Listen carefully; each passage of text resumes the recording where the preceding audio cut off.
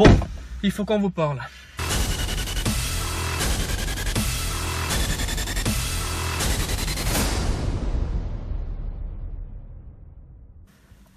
YouTube. YouTube en 2018. Bienvenue dans la merde. Littéralement. Littéralement. Il n'y a pas d'autre mot, je crois, pour décrire ce qui se passe en ce moment sur cette plateforme. Et oui, une plateforme qui au départ était, je pense, un paradis pour beaucoup de monde. On pouvait y exprimer sa passion, on pouvait y exprimer ce qu'on aimait faire sans problème généralement, ça se passait très bien, les créateurs étaient méritants, il y avait du bon contenu, du contenu travaillé. Et aujourd'hui, en 2018, ceci n'existe presque plus. C'est fini.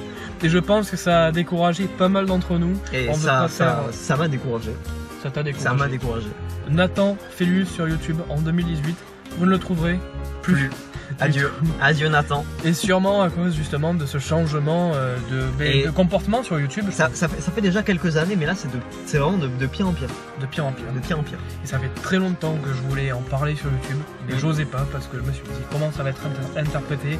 Il va encore y avoir polémique parce qu'il y a des polémiques à chaque fois maintenant. Je sais pas si t'as remarqué. Il y a des polémiques. C'est toujours comme ça. Il y a des polémiques tout le temps. Il y a des polémiques tout le temps. Alors justement déjà d'une part on voulait vous parler de ce fait qu'il y ait des polémiques à chaque fois que quelqu'un sort quelque chose sur YouTube, ça n'arrête plus. Toujours des polémiques.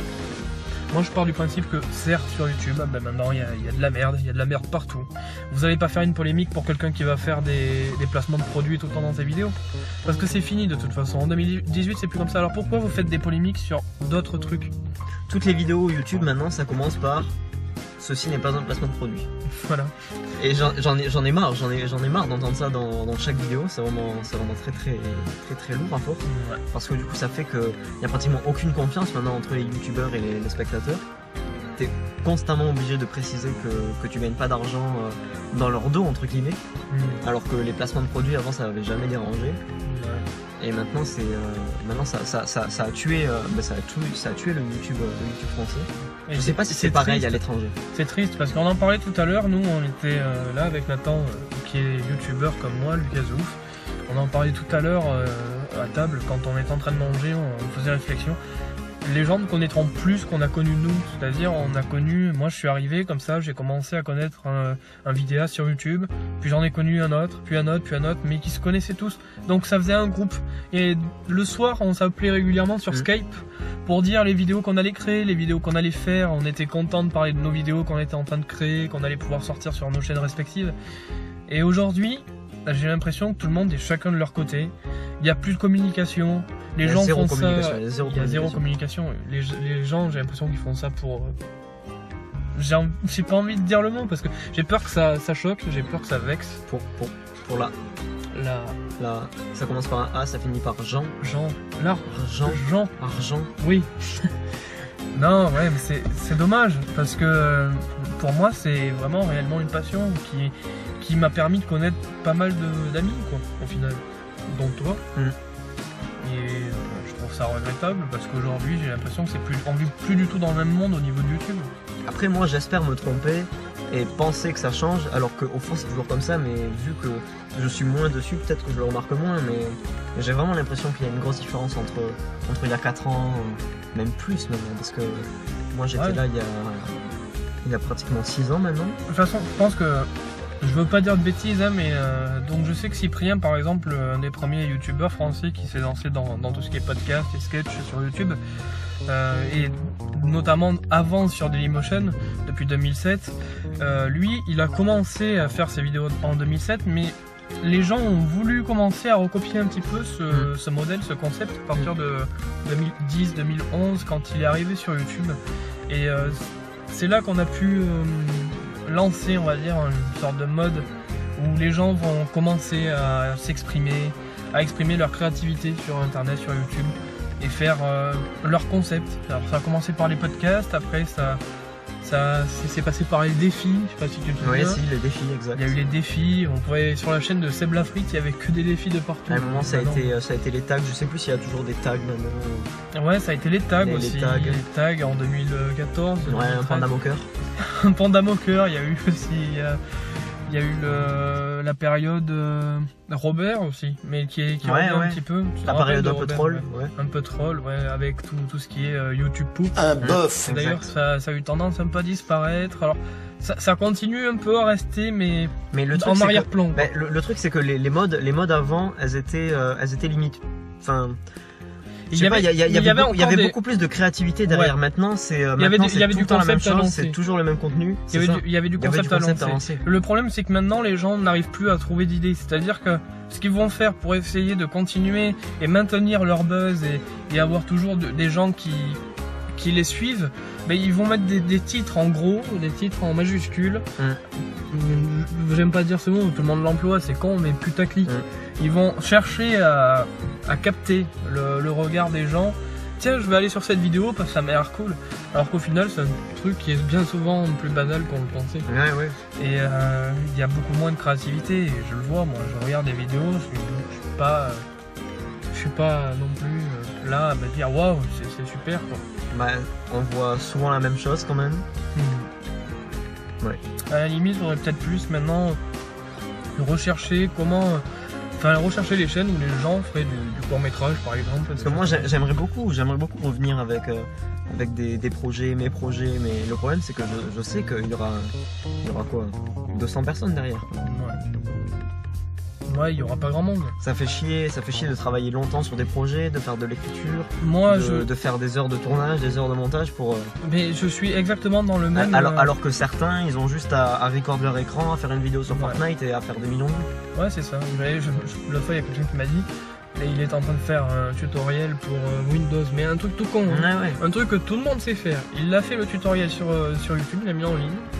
Va savoir pourquoi. En même pas 2 semaines, il a eu plus d'1 million de vues sur sa chaîne. Je crois qu'il y en a eu 2,5 millions, un truc comme ça. Et il s'est fait du fric avec une vidéo comme ça. Voilà. Une vidéo alors qu'il y en a qui se cassent le cul à créer des trucs incroyables, comme à l'époque Timothée Hochet. Oui, Timothée Hochet qui était très bon. Timothée Hochet qui était très bon, mais qui n'avait pas la visibilité qui... Je crois que maintenant il produit plus que de créer directement sur YouTube en se montrant. Il va plus produire en arrière-plan lui. Mais tant mieux. Ouais, tant mieux. Faire quelque chose qui plaît de toute façon, c'est la base des choses. Moi, ce que je voulais dire, c'est que moi, ça me plaisait de faire des choses sur YouTube. Aujourd'hui, ça me plaît un peu moins, j'ai l'impression, parce que malheureusement, on est moins l'envie. Quand je sors une vidéo, certes, je serai le premier à vous dire, je suis pas celui qui va faire un contenu des plus originaux, des mieux soignés, on va dire. Mais j'y mets mon cœur, j'y mets ma passion, j'ai envie de le faire. Et quand je vois que je le sors sur YouTube et qu'au final j'ai plus vraiment beaucoup de réactions aujourd'hui, et que les gens préfèrent aller sur des vidéos du genre Fortnite ou des choses comme ça. Mais en fait, c'est comme on disait tout à l'heure, il y a une époque où YouTube c'était là pour contrer la télé. Internet c'était vraiment un autre monde comparé à ce que la télé produisait. Il y avait des contenus diversifiés, mais maintenant c'est plus ça. Maintenant YouTube ça se rapproche vraiment de la télé. On bouffe toujours la même merde à longueur de journée. T'as des gens qui proposent sur leur chaîne un abonnement payant. J'ai vu les abonnements payants. Harddisk, on le dit. Harddisk, voilà. Voilà, Harddisk. On est tombé sur sa chaîne l'autre fois. À côté du bouton abonnement, il y a un bouton où on peut le suivre pour 4,99 €. 5 € par mois pour regarder quelques en exclusivité des vidéos qui nous seraient sorties à l'avance. C'est cool, très très cool. Alors qu'au départ on était dans l'optique de se dire sur YouTube c'est gratuit, on regarde du streaming, on regarde des créateurs qui s'éclatent pour présenter du contenu gratuit. D'un côté c'est ça la magie d'internet aussi. C'est ça, et aujourd'hui on nous le prive en lançant des abonnements payants. Pour quelques exclusivités. Et aussi également, parce que ça on n'en a pas encore parlé, mais pour tomber sur des articles comme quoi il y aurait tel scandale sur des youtubeurs qui auraient fait des attouchements avec des filles ou des... Tu vois par exemple l'histoire avec Antox Colaboy. J'ai pas trop suivi ce scandale. Avec, tu sais comme quoi apparemment il y a certains youtubeurs qui auraient parlé avec des filles de 15 ans sur leur téléphone. Et on ne trouve que de ça, des scandales comme ça maintenant sur YouTube. On n'a plus la joie qu'on avait avant de juste créer ces vidéos sans qu'il y ait tout ce scandale. On est arrivé à un tel point où YouTube, la plateforme, est surchargée de contenu.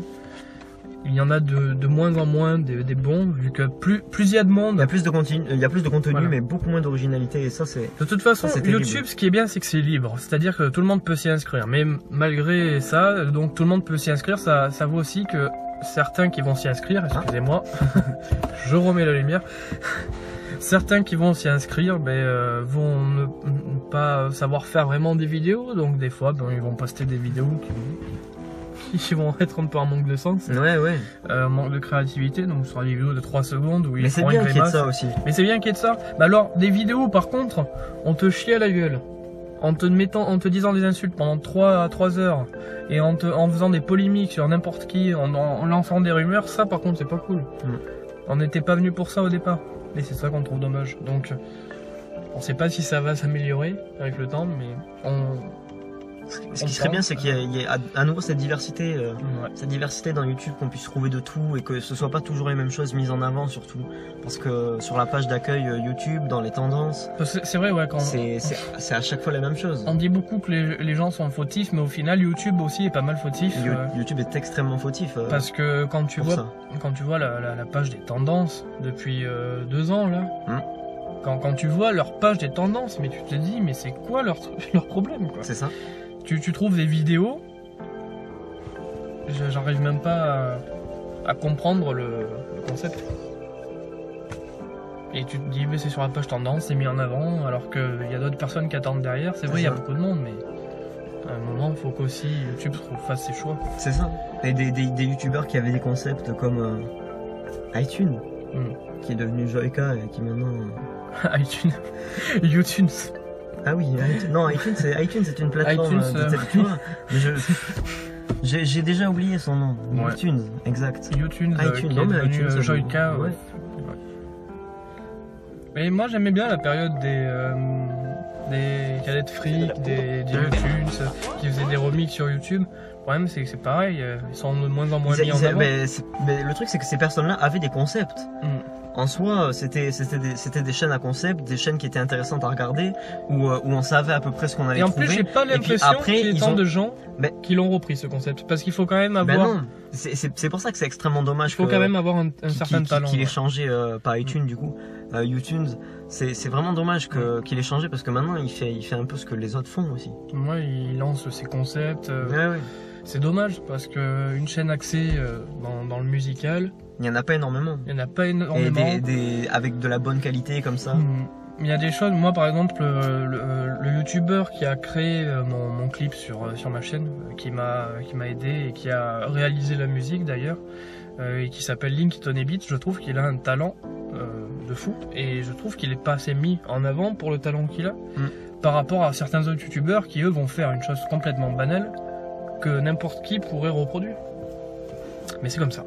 On est sur YouTube en 2018 et je trouve ça regrettable parce que je pense que YouTube est en train de perdre certaines personnes qui se découragent plus vite parce qu'ils perdent foi quoi. Ils se disent c'est pas la peine de continuer sur une plateforme qui ne nous laisse pas la place. On lâche prise. Espérons que 2019 soit mieux. Tu crois vraiment? Je sais pas. Non, je commence à plus y croire. C'est triste. Très. Je vous souhaite d'avoir connu ce qu'on a connu quand on est arrivé sur YouTube. Je vous le souhaite. Des amis, de la bonne humeur, de la joie et du rire. Et l'envie.